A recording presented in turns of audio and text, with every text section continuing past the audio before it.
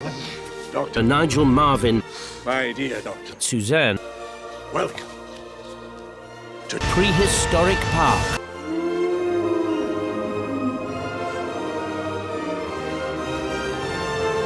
I don't believe it.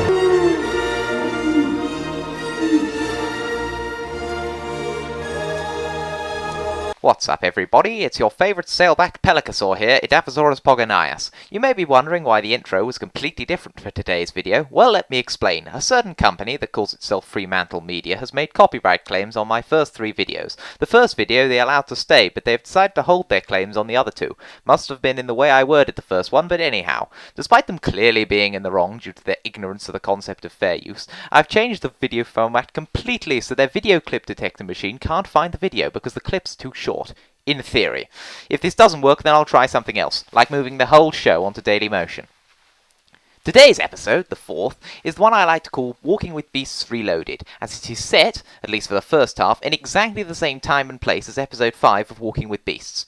It is, in effect, something of an update, and I'll get more into that later. The episode starts with Nigel petting a cheetah and then stating that he would like to bring back an extinct cat to Prehistoric Park. So, what's on offer, Nigel? This is a giant cheetah, the same size and weight as a lion. Imagine seeing that running at full pelt. Well, the giant cheetah wasn't nearly as fast as a modern cheetah. It hadn't evolved all the adaptations for its incredible speed, so running at full pelt might not be as impressive as you would hope. And this, the Thylacoleo, a marsupial lion, a lion with a pouch. Well, that's not even a big cat, it's a marsupial. Well, both of those can be subjects for a later episode that never came, because Nigel opts for the obvious quarry, the Smilodon. However, he isn't just going back for one predator, he also aims to rescue a forest rakid, i.e. a terror bird, an animal that has become a staple of prehistoric animal media. Well, Nigel, I'm afraid the last one of those died 800,000 years before the time you're planning to travel back to. Although there are some specimens in Uruguay that suggest they may have been knocking around for some time afterwards. Anyhow, the Titanosaurs escape their enclosure, causing Bob to chase after them on a tractor, and then mishear Nigel explaining that he needs a bird enclosure. Bob then arrives with a tiny bird cage. Nigel then arrives in South America 1 million years ago, straight into a herd of Toxodon. You see, while the predators are repeated from Walking with Beasts, the Toxodon takes the place of the token herbivore. Like the giant ground sloth, they pose a threat to Nigel, but like the Macrocenia, they are very tasty. Nigel watches them swimming in a pond. And Charles Darwin found their fossils. I've got his journal here. You just happen to have Charles Darwin's journal on you. Nigel abbreviates what Darwin wrote in order to avoid the various inaccuracies from the Victorian era. Nigel gets chased by an enraged bull Toxodon but escapes. We then cut back to the park where Suzanne is watching the ornithomimus tend to her eggs. 2 eggs have been rejected, so Suzanne takes them away and gives them to Bob for incubation. Back in South America, Nigel spots a Smilodon hunting a Toxodon. Unlike Walking with Beasts, Smilodon is rightly depicted as an ambush predator rather than a pursuit pack hunter like a lion. I think it's a female. In lion society, at least the females do 90% of the hunting. See, Smilodon society was not like that of a lion. There was very little dimorphism between the sexes, so it is likely society was more wolf-like, with a mated pair and their offspring. Oh, by the way, there may be something wrong with the Smilodon design. The animal may have had lips covering its enormous fangs for most of the time, or alternatively fleshy pockets. However, without some form of covering, the teeth may have been subject to rot and damage. Anyway, the female kills the Toxodon, the rest of the pack arrives to share the kill. Brilliant! Now Nigel can catch them all and bring them all back to Prehistoric Park. So that was episode 4. It was a lot quicker than the other episodes because Nigel actually went back in time to where there were a lot of the target species. Oh, hold on, that isn't what happens. He actually just watches the kill and waits for the Smilodon to leave for another predator to come along. The terror bird. Like the Smilodon, this one is better than its Walking with Beasts counterpart, by lacking claws. That aside, it is very similar, with a feather head crest and tight-fitting feathers on the rest of the body to make the animator's job easier. Another Smilodon chases the terror bird away from the Toxodon carcass. Nigel then decides that it's time to rescue the terror bird, so takes a piece of Toxodon meat as bait. Wouldn't it be safer just to get a piece of meat from the present? So Nigel ties the meat to his car, drives through the portal and rescues the terror bird. The next day, the park receives its newest arrivals. Nobody's seen a baby dinosaur for 65 million years. Except for baby birds. These babies are covered in fluffy down like chicks. At the time, it was thought that baby dinosaurs may have had feathers and then lost them when they grew up, but no animal today loses integument in this way, so it is considered unlikely.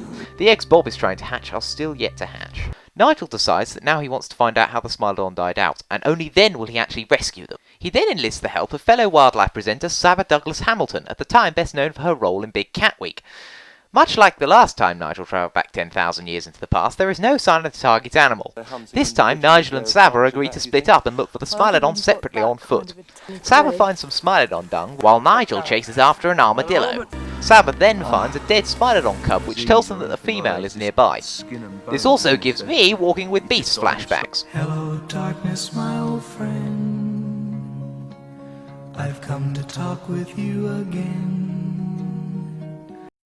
That evening, Nigel sets up a camera trap to spot if any Smilodon come past. The next day, the footage on the camera shows that there is a male Smilodon in the territory as well. Meanwhile, Sava bumps into the Smilodon female.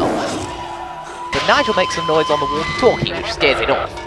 They then watch the female unsuccessfully hunt a deer and then discover that she has a second cub that is still alive. So they decide to tranquilize the female and bring her and the cub back to the park. However, first they have to get the jeep, and once they do, they find the young male is back. Now what they should do at this point is travel forward in time, get loads of other people to help them, and simultaneously rescue all three cats. But instead they decide to dart the male and then wait for him to succumb to the tranquilizer, and you can already see where this is going. Now we travel back to the park. You'll notice I haven't said that in a long time, because the episode has roughly 15 minutes of uninterrupted prehistory. This works because there are two presenters rather than just one, so by alternating between them you don't feel like you're spending too much time on one thing. So what is the update from the park? Bob has built the fence for the Titanosaurs he said he would in the last episode, and he is still waiting for the eggs to hatch. So, straight back into prehistory, and the male has finally been knocked out, so now it's time to rescue the other two cats! Only they didn't get there in time, and unfortunately the second cub has died. This is it, ladies and gentlemen, the most depressing moment in the entire series. I've come to talk with you again. So they get the adult cats back to the park with the intention of breeding them. But there is some good news, because Bob's eggs have finally hatched, with two fluffy baby ornithomimus. So that was episode 4. As I say, it was clearly the most depressing episode, but it does have some interesting merits. For a start, it is essentially two separate short episodes with a small link between them. The first is a conventional Nigel catches a critter episode. The second, on the other hand, is a complete change. And I like the use of a second presenter, just because it allows you to spend more time in prehistory and see more things. Next episode, Giant Bugs in the Carbonivorous, or Walking with Monsters Reloaded.